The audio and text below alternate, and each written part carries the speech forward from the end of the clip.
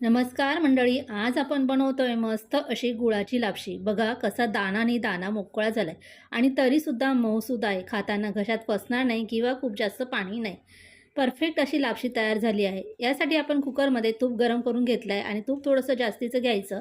आता यात 1 वाटी लापसी रवा घातलाय। गॅसची फ्लेम अगदी मीडियम टू लो ठेवून रवा छान असा भाजून घ्यायचा आहे। रवा भाजताना चिमूटभर मीठ घालायचे। रवा थोडासा भाजत आला की आवडीनुसार यामध्ये ड्रायफ्रूट घालून घ्यायचे। ड्रायफ्रूटसुद्धा या रव्यासोबत छान असे भाजून घ्यायचे। ड्रायफ्रूट घातल्यावर सुद्धा अर्धा ते 1 मिनिट चांगलं परतून घ्यायचं, म्हणजे ड्रायफ्रूटही तुपाबरोबर छान असे परतले जातील। हे सगळं करत असताना दुसरीकडे पाणी उकळायला ठेवलं होतं। जेवढा रवा आहे त्यासोबत 3.5 पट पाणी घ्यायचं आहे।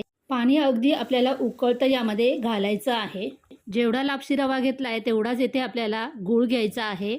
1 वाटी रवा तर 1 वाटी गूळ घेतलाय, म्हणजे प्रमाण अगदी बरोबर होतं। इथे तुम्ही गूळ कमी जास्त वापरू शकता। कुकरचं झाकण लावून मीडियम फ्लेम ठेवून कुकरच्या आपल्याला 3 शिट्ट्या करून घ्यायच्या आहेत। कुकरची वाफ गेली की कुकर उघडायचा, यामध्ये थोडीशी वेलची आणि जायफळ पावडर घालायची आणि छान अशी मिक्स करून घ्यायची। इथे मस्त अशी आपली मऊसूत लापशी तयार झाली।